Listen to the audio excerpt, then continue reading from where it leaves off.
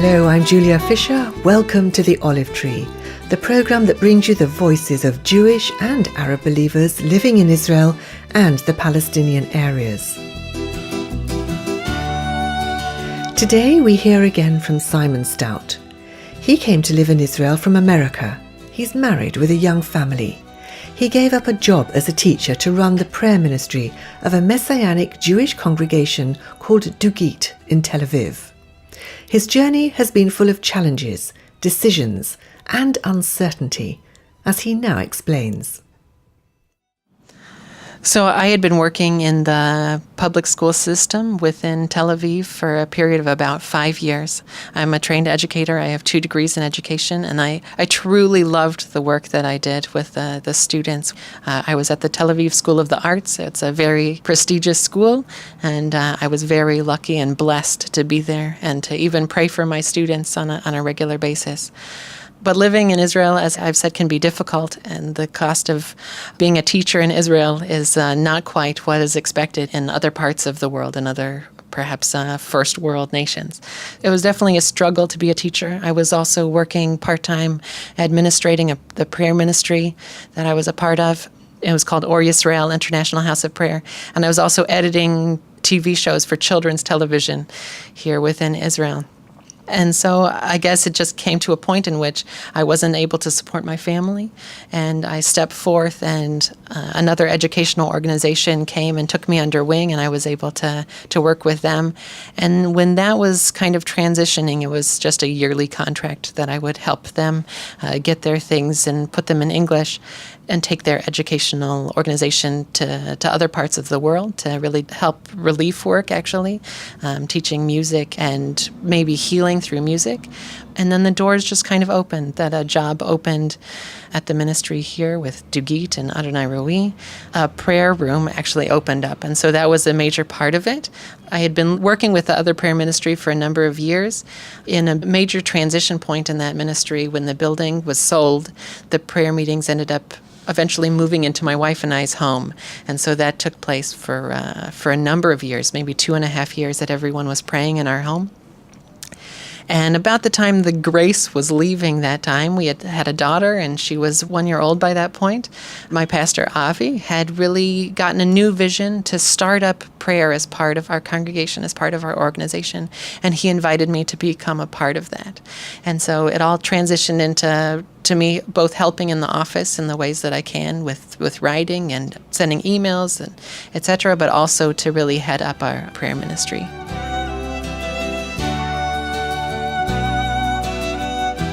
Now, prayer, most Christians would agree, is very difficult. It's challenging.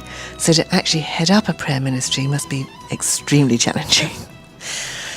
Well, I say that's definitely true. I know that we've had our seasons where we have many of our young people for a time, even last year for maybe 6 months, that they were coming to pray at least once a week on a regular basis.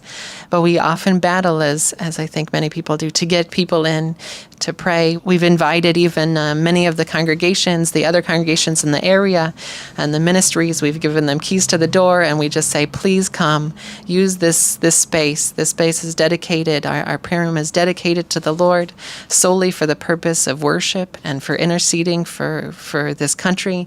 And so we invite them, and even groups from the nations, to come and use our location, because we really believe in prayer. And so I think that can be part of the battle, is just getting the believing body, even if they agree with prayer, to getting them to actually come and pray for a time is difficult. And I think that intercession also helps to change things in the world, that through praying spiritually, you're affecting things in the physical world. And I think that can also become a part of the battle, a spiritual battle, trying to get people in to pray, trying to get hours organized, trying to make sure that people aren't living in your prayer room, etc. So, but you are encouraged. I mean, you've been telling us stories of how you've really seen God move. Just share some of those with our listeners. I've seen amazing things. We had a healing conference a few years ago, and actually the group that I was leading to pray, we were interceding the entire conference. And one of the evenings we saw an Israeli man. He was already a believer in Yeshua, but he was actually paralyzed from the waist down and was in a wheelchair. And we saw him get up and walk, and the next night he came in without a wheelchair. And it was just amazing to see God move through that. Sometimes it's difficult to get people to donate to a prayer ministry because, of course, other things are important, helping the homeless, taking care of the needy. All of these things are vital, but sometimes people don't have a full revelation of the importance of prayer and worship as well over a country. And so I've seen times where maybe the prayer ministry I was working for was in need of $18,000 in order to just pay the rent for the next 3 months. And I saw that we just sat down, we prayed together, a series of us prayed. God showed us things that we're to pray for souls and he'll provide the money. And I then saw within a few days, within a week or two, that the $18,000 came in order to continue in this work. So I've seen God move through that and everything from the big things to the little things. We've seen him move from a time we felt called to go out and pray the borders of Israel, and everything said it was going to rain that day, and we said, God, could you just hold the rain? And we saw it. So we went out and prayed, and literally to drive to our next location, it would rain, and we would get out of the car, and it would be sunny, and we would pray, and we would get in the car, and it would rain again. And so the whole day we were driving in the rain, but every time we got out of the car to stop to pray and pray over the borders of Lebanon and Syria and Jordan, the rain just completely stopped. I've seen amazing things like that. You're running a coffee shop, you're involved in evangelism, you're out on the streets with teams, speaking to local Israelis. You're involved in producing Messianic material, books, music, things like that.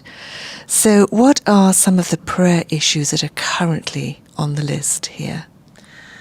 So I have a list that I've put in my heart of things that I really think are so vital to pray for, specifically regarding Israel.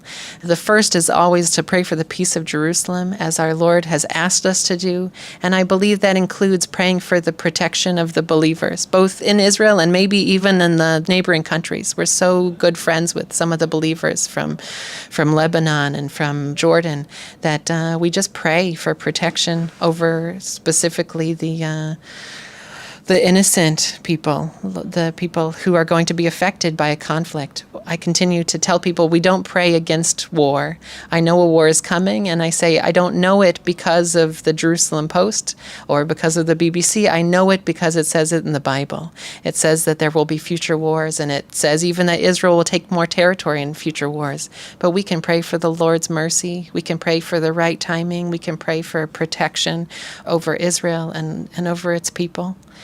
The next thing, I think, working for an evangelistic ministry is to pray for the hearts of the Jewish people. As I said, my heart had been very hard against the gospel of the Messiah. I was so angry at my brothers that I maybe even screamed profanity at them when I heard that they had given their lives to Jesus. And so I know that even among the secular Israelis in Tel Aviv, many of them, if they don't believe in God, what they know they can't believe in is that Jesus is the Messiah. All they've been taught in the schools is of the history of Christianity is what's negative. They don't know any of the amazing things that have happened because of the move of God through Christianity. And so I know that the time is ripe. We've seen from 10 people or so in 1948, they said a handful of people, till 12 to 15,000 believers in this land today. It's still a small percentage. It's only 0.2% of the population, but I know we're growing, and we are in 81 city, towns, and villages throughout this nation. I think the third thing I would ask to pray is for strength in the body and the land. 33% of the children in Israel live in poverty. About 20% of Israelis live in poverty. And unfortunately, this is often true for the Messianic body as well. Many of them are struggling to get by, whether they're teachers or whether they're working in an office building. Even we have a family at our congregation. The man has a master's in business administration, but he struggles to find work, and it's often the case. And I think if the body is struggling physically and financially, then how can they increase spiritually? How can they be prepared for the times ahead? And so I think that I was personally taught that roughly 80% of the prayers in the New Testament were for the body. It was Paul was praying for the Ephesians, or the people in Philippi, or the people in Rome, and so we are also called to lift up the body in the entire world. So that would be, I think, the third thing that I really ask people to pray for: that the struggling body of Messiah in the land. Roughly 80% of the people who make Aliyah to Israel, leave within the first 5 years if they're from if they're come from a prospering country like the United States or Great Britain or even Brazil. They often leave within 5 years because they just find it difficult to survive. And partially that's spiritual, and partially that's physical. We want to be able to take care of our families and tend to them, and so I pray that you will lift up the body, that we'd be strong, that we would take territory in the physical world, so that we know that even spiritually we hold that territory as well. And I think the last thing in regards to Tel Aviv, one of the newest branches of our ministry is really reaching out to the prostitutes and working against human trafficking within this country.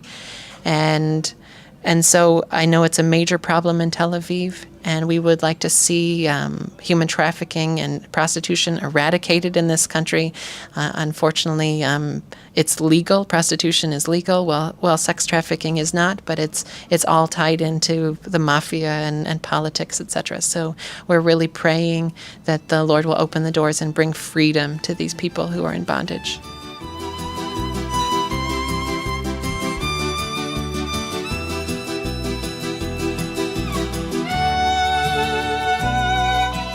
Simon Stout sharing some of the reality of what life is like for many Jewish people living in Israel today.